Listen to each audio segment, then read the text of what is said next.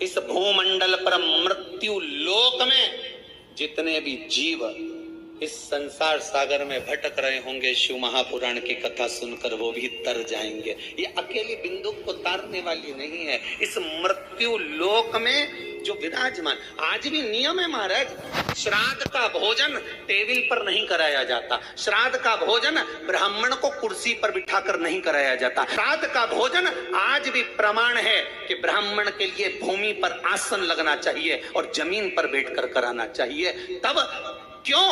क्योंकि इस भूमि पर बैठकर जब भोजन कराएंगे, इसी भूमि से ना जाने कितने पितृ गए, कितने तर्पण हुए, कितनी तिलांजलि हुई। इसी भूमि से, इस रज से, इस कण से ना जाने कितने जीव चल गए। अब लकड़ी पर या टेबल पर या कुर्सी पर बैठकर ब्राह्मण को भोजन कराने का प्रमाण नहीं है।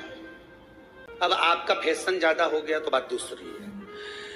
पंडित जी ऊपर बैठ के खा लोगे क्या? पंडित जी तो बोल देंगे अच्छा है खिला दो। ऊपर बैठ के क्यों? वो झुकने में थोड़ी सी कमर लचक जाए, क्योंकि खीर परसेगी तो झुकना पड़ेगा। अब ब्राह्मण अगर भोजन करने आसन पर बैठेगा, तुम अगर थोड़ा झुककर परसोगी, ब्राह्मण के सम्मुख में आप थोड़ा सा भोजन कराते समय झुकोगी। जरा विचार करिए, यशोदा मैया के घर में संतान नहीं थी। यशोदा जी श्रावण के महीने में श्रावणी करने आए हुए ब्राह्मण को मात्र खीर परोसने के लिए गई थी।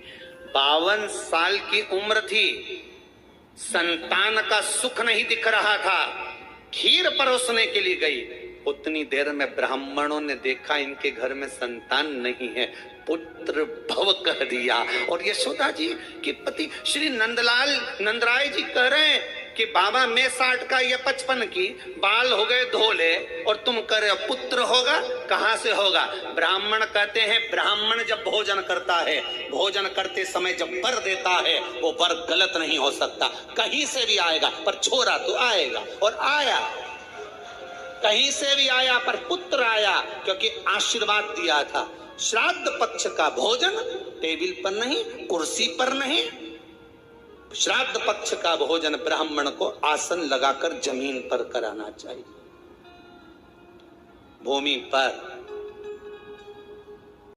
अब आजकल के ब्राह्मण भी थोड़े नीचे। अगर हम टेबल पे जीम लें तो